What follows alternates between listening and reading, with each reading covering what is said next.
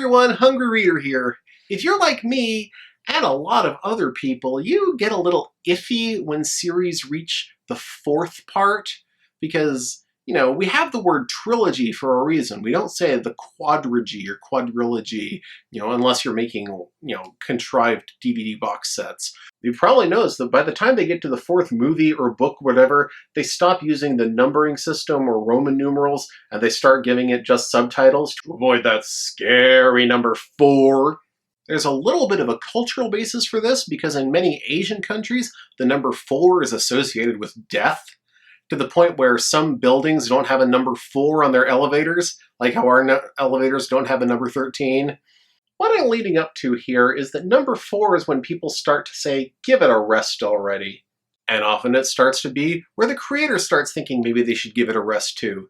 Take the example of today's book, Dorothy and the Wizard in Oz. It's no use at all. The children won't let me stop telling tales of the land of Oz. I know lots of other stories, and I hope to tell them sometime or another, but just now my loving tyrants won't allow it. They cry, Oz! Oz! More about Oz, Mr. Baum! And what can I do but obey their commands? First page of the book, and Mr. Baum is literally saying, let me write something else! And I can see where he's coming from, because at this point it kind of felt like Oz was, I hesitate to say a catchphrase, but you definitely see that in much later Oz books, especially the ones by John R. Neal, where they just cram the word Oz into everything. Oh, it's not an election, it's an Oz-lection. Oh, we don't have ice cream, we have Oz cream. But there are places where the book, Dorothy and the Wizard in Oz, feels very forced.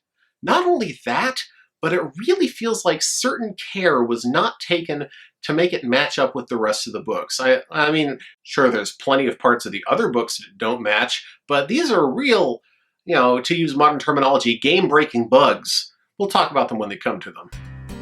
The train from Frisco was very late. It should have arrived at midnight, but it was already 5 o'clock when the little train slowly rumbled up to the open shed that served for the station house. As it came to a stop, the conductor called out in a loud voice, "Hugson's siding!" At once, a little girl rose from her seat and walked to the door of her car, carrying a wicker suitcase in one hand and a round birdcage covered with newspapers in the other.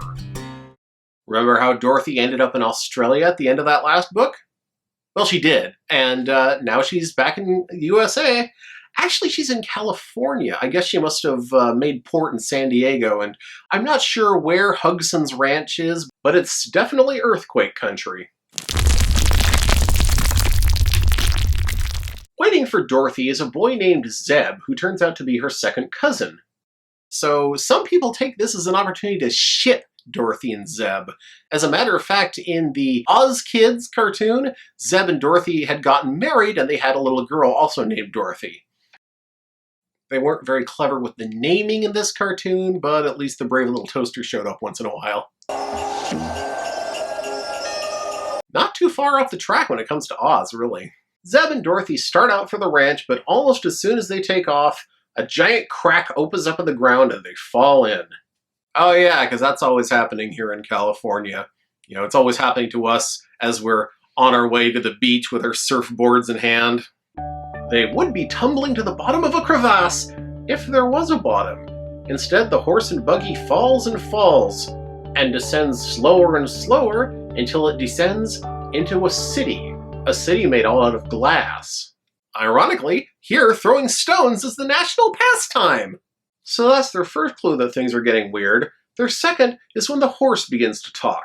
The horse's name is Jim, and he's a former cab horse from back in the bad old days before the horseless carriage. See, one of the things they don't tell you about when they get all nostalgic for the horse and buggy days is that horses that worked tended to live about 3 years. And in big cities like New York and Chicago, you'd have great piles of dead horses that they had to sweep to the side of the road to let the not dead yet horses pass by.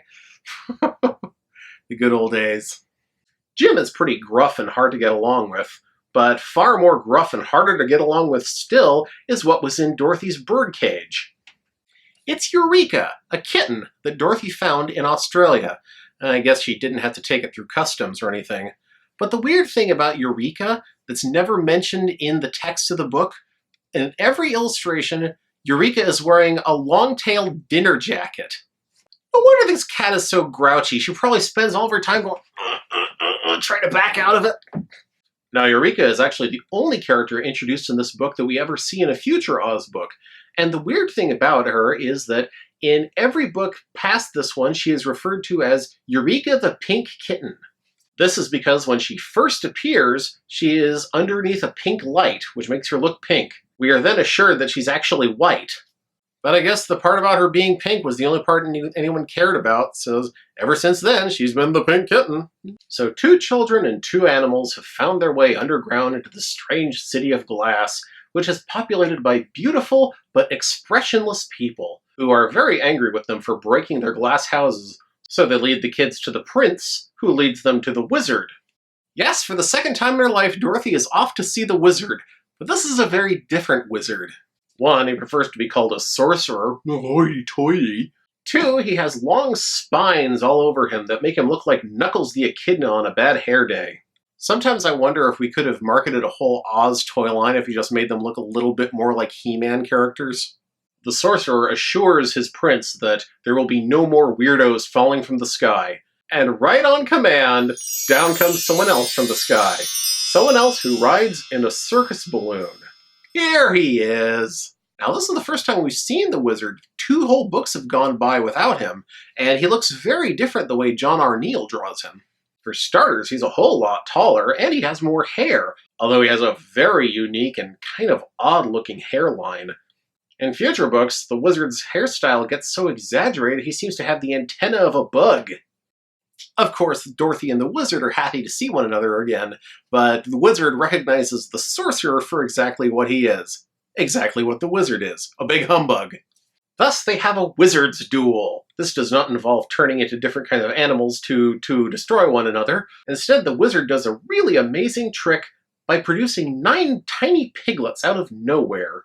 The spiky sorcerer, however, seems to know some real magic, and he begins removing the oxygen from the room in order to strangle the wizard.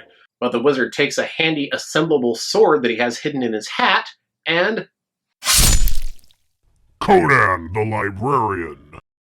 Hey-ho, what do you know? The creatures from underground, who are called mangaboos, by the way, I don't know where this name came from, are not animals at all. They're root vegetables, and once they die, they need to be planted. And the wizard has just killed the eggplant wizard. So now the wizard has won his freedom. He's going to be kept on staff since they don't have another sorcerer. The humans tag along to see the dead sorcerer buried so they can grow another sorcerer bush. That's when Dorothy notices that the royalty bush is in flower, and the prince seems to be hesitant to pluck his successor. You know, I don't blame them. I mean, those root vegetable princesses, they are full of starchy carbs. Dorothy and the wizard decide to take a chance and pluck the right princess, theorizing that she can't be crueler to them than the prince and his sorcerer. So the new Mangaboo princess displaces the old prince, and how does she thank Dorothy and her friends? By declaring that the animals need to be put to death because the vegetable people can't stand them. Man, the mangaboos, the gnomes, Dorothy cannot catch a break. She's being assaulted by the animal kingdom, the vegetable kingdom, the mineral kingdom. Maybe she should head down the next green pipe to the mushroom kingdom. Here's something else that needs to be pointed out. There aren't just 2 animals in the party, there's actually 11. Those 9 tiny piglets aren't just props. They're actual living tiny piglets that the wizard just keeps stuck in his pocket so he can do magic tricks with them. Kinda sucks for the piglets, but they never seem to complain. That night, the mangaboos come to their apartments and chase the animals out, and Dorothy and her friends have to hustle after them, whereupon they get walled up in something called the Black Pit. The Black Pit is really just a cave, but the mangaboos don't know where it goes and don't care. I did leave out a pretty good part for you to discover on your own. Read the book, and you'll see how the wizard invented 2 new suns.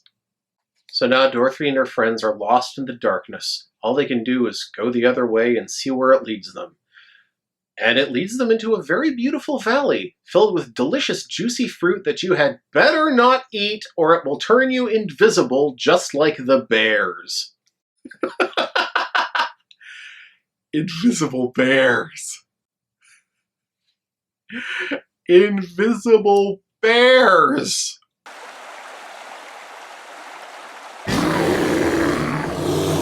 They meet a big friendly invisible family who explain about the invisible bears and the fruit, and who also explain that the only way to get out of this valley is to climb a staircase hewn into yet another mountain. Along the way to the mountain, they hear invisible growls from behind them. The wizard pulls his pistols. Action, wizard! Then he finishes it off with his sword, and the bear becomes dead and visible. Oh, and it was red. Invisible red bears? Invisible red bears sleep furiously. They make it to the mountain, boosting the buggy wheels up the steps all the way, and meet another real weirdo, the Braided Man. A man who used to live above on the surface until he tumbled through his own homemade portable holes into the center of the earth. The Braided Man has no relevance to anything they're doing, he's just a stop along the way. Finally, they reach the top of the mountain, where they enter the country of the Gargoyles. So they keep climbing mountains, which bring them into whole new worlds. It really does feel like a video game map sometimes. Where does all this new firmament come from? So what do you think would be in the country of the Gargoyles? Would it be lots of stone faces spitting water? Would it be Disney's Gargoyles? Would it be a country made up of guys who sit with goth books between them? No, no, and no. The country of the Gargoyles is entirely made of wood from the ground to the sky, and so are the Gargoyles. Not my definition of a gargoyle, but, well, I guess Baum made up his own gnomes. He can make up his own gargoyles, too. Gargoyles are very not nice, and they descend upon the party in swarms to capture them. It's Eureka who sneaks out of their prison and discovers the gargoyles' weak point. Their wings are on hinges that pop right off. In fact, I think their wings might just be saloon doors. Luckily, they still have the buggy. I think the gargoyles didn't know what it was and assumed it might be alive. So they managed to sneak off a whole bunch of gargoyle wings, tie it to the buggy's wheels, and go flapping off in the air like it was the Gump. Once they reach the next mountain they have to climb, yeah, underground sure has a lot of mountains, doesn't it? The wizard takes off all of the gargoyles' wings and sets them on fire. Quoth the wizard, "That will prove a barrier for some time to come. Perhaps the flames will set fire to all that miserable wooden country, and if it does, the loss will be very small. The gargoyles never will be missed." Mr. Wizard, you're a jerk. This next cave happens to be the home of baby dragons. Dragons who are all tied by their tails to rocks and can't snap the party down like they would like, because they're just babies. After a brief but very awkward conversation with the dragons, Dorothy and her friends flee into a room with a spinning door which gets stuck. And now they are trapped. Just when the sunlight was beginning to shine down on them. But all is not lost. And this is where Mr. Baum just screwed the hell up. Ozma has an enchanted picture hanging in her room that shows her the exact scene where any of her friends may be. All she has to do is say, "I wonder what so-and-so is doing." Every day at 4 o'clock, Ozma has promised to look at me in that picture, and if I'm in need of help, I'll make a certain sign, and she will wish for me to be with her in Oz. Dorothy is much too much of a fearless little badass for her own good. Now, Dorothy, let me get this straight. We fought killer vegetables, invisible bears, a crazy old hermit, flying wooden demons, and a nest of dragons. I chopped a guy in half. I killed a bear. I burned down a whole country. And you could have brought us all safely to Oz at any time? Well, it does sound a little better when you put it that way. They slept 3 times. 3 times, 4 o'clock came and went, and Dorothy didn't do anything. She could have wished them all to Oz. And the real problem here is that Mr. Baum got his own facts wrong. Dorothy and Ozma arranged this whole setup way back in the last chapter of Ozma of Oz. And at that time, they said it was going to be on Sundays. So all you had to say was, well, it wasn't Sunday yet, and now it is. Fortunately, somebody did say that. One thing that I can't recommend too highly for Oz fans of any experience level are the Marvel Comics adaptions of the Oz books by Scotty Young and Eric Shanower. Eric Shanower has actually written Oz books of his own, and he corrects this issue pretty early on. Dorothy points out at the beginning of the story, when she meets the wizard, that she'll be able to do this when Sunday arrives. So now the goal of the story is stay alive until Sunday, and I think that makes a lot more sense. So, if you have to pick between the official Bomb version and the Marvel comics, for once, go with the comic. So now Dorothy and her friends are happy in the Emerald City, and this is kind of where the story begins to peter out. Because Dorothy is, of course, perfectly happy to see all of her old friends, and the wizard is welcomed back because he was always a beloved leader. But something interesting happens with the story of Ozma. Now, you might recall that back in the marvelous land of Oz, the final clue that pointed out who and where Ozma was that the wizard had made secret visits to Mombi, wherein he had charged her with raising the infant Ozma, whom she had turned into the boy Tip. Now, here is how Ozma explains this. When the ruler, my grandfather, was hunting one day, one wicked witch named Mombi stole him and carried him away. Mombi was my grandfather's jailer, and afterward my father's jailer. When I was born, she transformed me into a boy, hoping that no one would ever recognize me and know that I was the rightful princess of the land of Oz. Okay, Ozma, that didn't happen. Where is this coming from? Are you being polite because the wizard's here and you don't want to say, oh, hi, guy who kidnapped me? Also, we have the whole Cain's wife problem here. Where did these son and grandson come from? Did Mombi allow conjugal visits to her slaves? Either Ozma is showing stunning diplomacy to the still popular wizard who might still dethrone her, or Oz is at war with Oceania and has always been at war with Oceania. Meanwhile, the animals aren't happy. Jim the horse is miserable because he challenged the sawhorse to a race and lost. Eureka's unhappy ever since her murder trial for eating one of the 9 tiny piglets. It's a long story that really wasn't worth the trouble to get into here.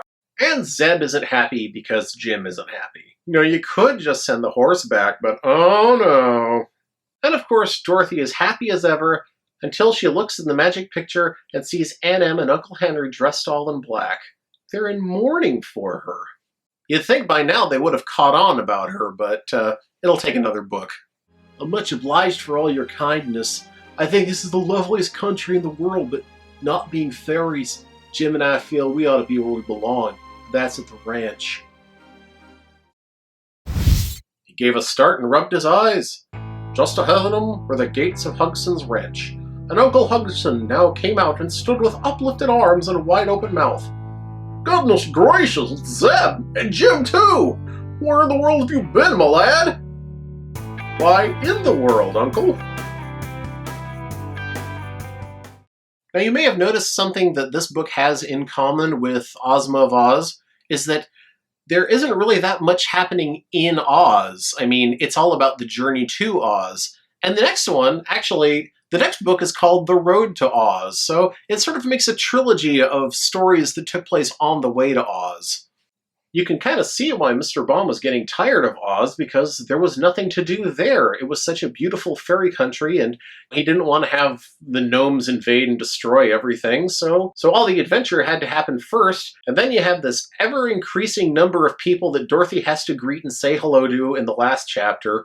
And that's why he begged you, in the very beginning, to look at some of his other books. So that's what we're gonna do.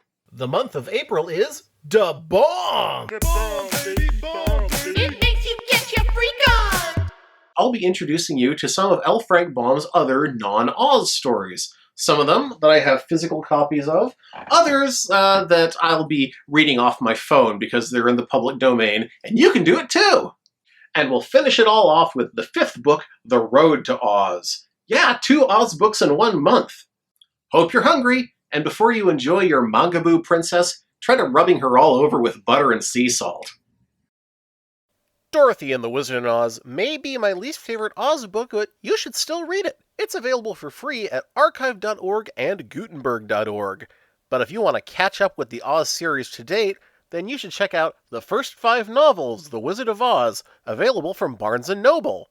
And then, once you're a real die-hard collector, you should get the Books of Wonder edition, available at Amazon or Books of Wonder, or your favorite local bookstore.